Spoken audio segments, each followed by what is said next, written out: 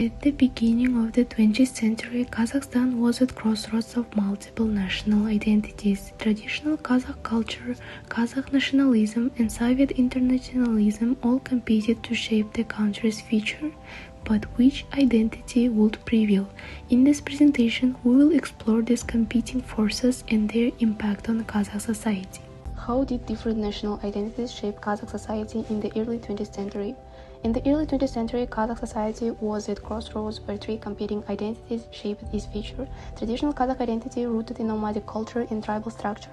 Kazakh nationalism, Alash movement advocating for modernization and autonomy. Soviet identity promoting collectivization and socialism. Traditional Kazakh identity. The Kazakh people lived as nomadic pastoralists following tradition based on Islam and Tengrism. Society was structured around three juices and oral storytelling. However, by the late 19th century, Russian colonization threatened this way of life.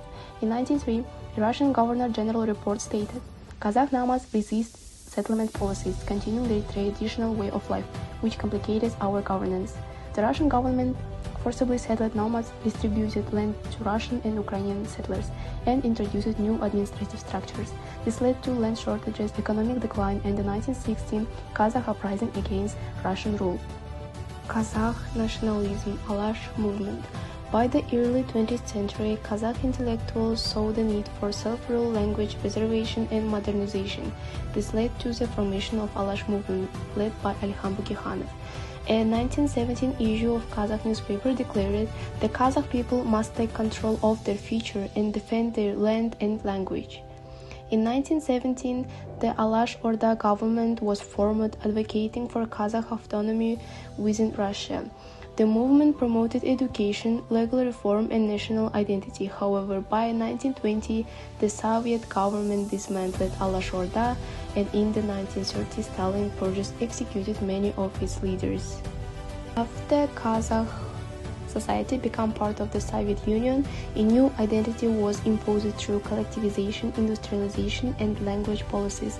The most tragic consequence was the 1932-1933 famine Asharshilok, which killed up to 1.5 million Kazakhs. A 1932 Communist Party resolution stated the Kazakh SSR must transition from a backward pastoral economy to a socialist agricultural system. While Soviet policies led to urbanization and the rise of Kazakh working class, they also suppressed Kazakh culture, language, and traditions. Many intellectuals were repressed and Russian influence grew. What were the main ideological movements and what did they advocate? The Alash movement aimed to create an autonomous Kazakhstan within Russia. Their goals were national education, self-governance, and the protection of Kazakh culture. The newspaper Kazakh 1913-1918 was the main information hub of the movement. In 1917, they declared the Alash autonomy, but in 1920, Soviet power abolished it. Strategists advocated for educational reforms, secular schools, and cultural modernization. They believed that modernization would help preserve national identity. In the ICAP magazine 1911-1915, they discussed education, women's roles, and national development.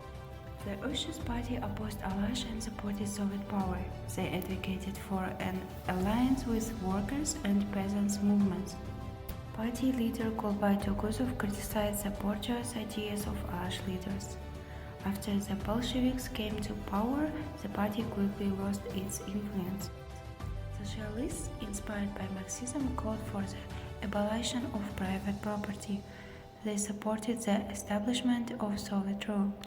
Newspapers Soviet Step and Red Step promoted revolutionary ideas. Significantly influenced Kazakh identity through the various policies and reforms. The Kazakh Empire's administrative reforms, such as the 1822 Statute of the Siberian Kyrgyz and the 1891 Steppe Statute, placed Kazakhstan under Russian administration, weakened their leadership and promoting assimilation.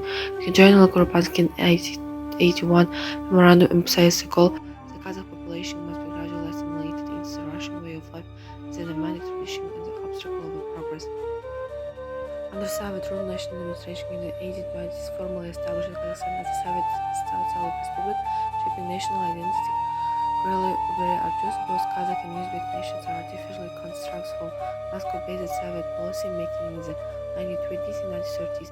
Meanwhile, the aggressive secularization policies targeted Islam and Christopher Marshall's. The Soviet Union undertook a systematic campaign to eradicate religious belief, causing thousands of mosques, arresting clerics, and promoting atheism as the only acceptable worldview.